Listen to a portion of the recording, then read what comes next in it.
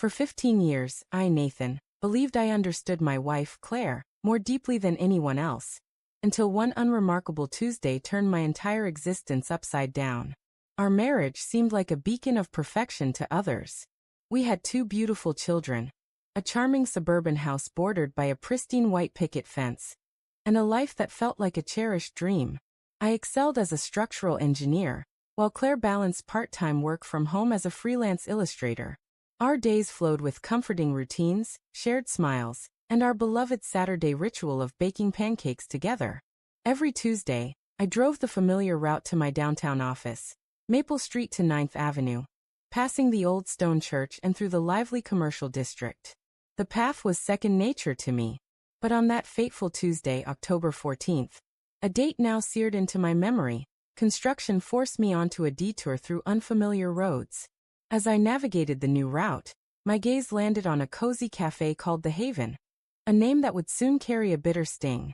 Through its broad window, I spotted a woman with auburn hair pulled into a loose knot, wearing a sapphire scarf I'd given her the previous Christmas. It was Claire, my Claire, who was supposed to be at home, engrossed in a client's illustration project. Just that morning, she'd kissed me goodbye, mentioning she'd probably spend the day in her comfy loungewear. My hands tightened on the wheel. Perhaps she'd just stepped out for a quick coffee, I reasoned. Maybe it was an impromptu client meeting she hadn't mentioned. I parked across the street, my heart pounding with a vague but growing unease. Stepping into the Haven, the gentle chime of a bell signaled my entrance. The scent of freshly ground coffee beans and warm pastries enveloped me. But my attention was fixed on Claire's face as she looked up from her table. She froze, her teacup hovering midair, her eyes flashing with a panic I'd never witnessed before, raw, unguarded fear. "Nathan," she faltered, her voice trembling. "Why are you here? How did you?" That's when I noticed her companion.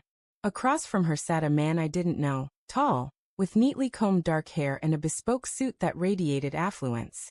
But it wasn't just his presence that sent a shiver down my spine. It was their closeness, the way they leaned toward each other, their postures suggesting intimacy. It was the man's hand, which had been resting on hers until my arrival. It was his expression, like someone caught in a forbidden act. "Claire," I said, my voice calm but edged. "Weren't you supposed to be working from home today?" Her lips parted, then closed, then parted again, but no words emerged. The man stood, offering his hand with the practiced charm of someone used to defusing tense situations. "You must be Nathan," he said. "I'm James. James Carter." The name hit me like a blow to the gut. James Carter, Claire's client, the one she'd been collaborating with on exclusive projects for the past 10 months. The reason for her late-night work sessions, her weekend commitments, her sudden trips out of town. I ignored his outstretched hand and pulled out my phone, opening the location-sharing app we'd installed years ago for convenience. According to it, Claire was at home. She'd turned off her location that morning. "Interesting," I said, my voice low and menacing. "Your phone claims you're at home working." What followed would haunt me for months. Claire's face collapsed, not with remorse or shame, but with the exhausted surrender of someone whose intricate tapestry of lies had finally frayed apart. "Nathan, please sit," she whispered. But my mind was already racing, connecting the dots I'd ignored. The elegant lingerie I'd found in her dresser, which she said was for special occasions but never wore for me. The newfound dedication to yoga, the revamped wardrobe, the way she clutched her phone, even taking it into the bathroom. The business trips to meet clients in far-off cities. The weekend workshops and industry events she'd never cared about before. The evening she returned home with the faint trace of a cologne that wasn't mine. James shifted awkwardly, clearly wishing he could disappear. "Look, Nathan," he started. "This wasn't how we wanted you to find out." My voice cut through the air like a blade. "We." Claire finally spoke, her voice quivering. "Nathan, I've been searching for the right way to tell you. James and I, we're in love. We have been for almost a year." The words hung in the air, heavy and oppressive, like a gathering storm. I felt detached, as if I were observing someone else's life implode. This couldn't be my reality, my wife of 15 years confessing to a year-long affair. "A year," I repeated, my voice empty. 14 months, James corrected quietly. "I'm sorry, Nathan." Truly.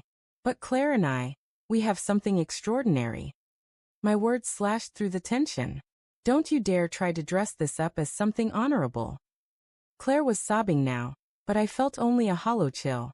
The woman before me wore my wife's face, spoke with her voice, but was a stranger. The kids? I asked, my voice cracking. They love you, Claire said quickly. This doesn't change that. Everything changes, Claire. Everything.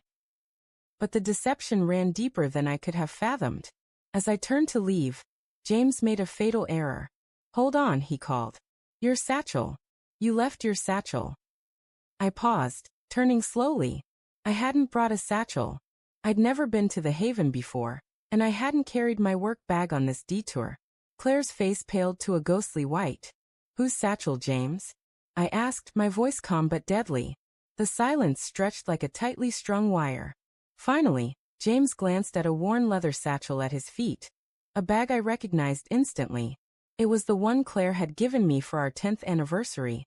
The one that had been lost for a month. She's been coming here every Tuesday for months, James confessed, his voice barely audible.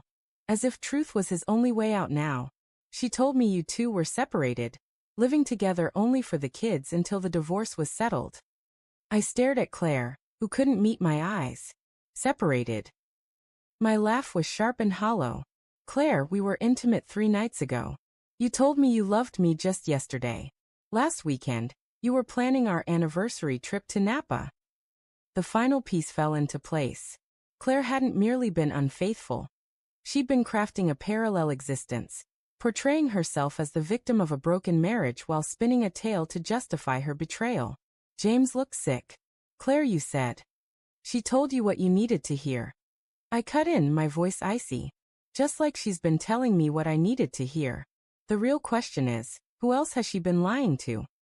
I walked out of the Haven, and into a world I no longer recognized. The divorce was swift. Claire didn't contest it. She moved in with James 2 weeks later. Our children now shuttle between 2 homes, asking questions I still struggle to answer. Betrayal doesn't just break your heart. It shatters your entire reality. It makes you question every memory, every shared moment, every whispered, I love you. I thought I knew my wife, my marriage, my life. I was wrong about it all. Sometimes, those we hold dearest are living entirely different lives right under our noses. Sometimes, the person you trust most has been deceiving you the longest. So, I ask you, how well do you truly know those closest to you? What would you have done in my shoes? Share your thoughts below. Until next time, remember, the deepest betrayals often come from those we least suspect.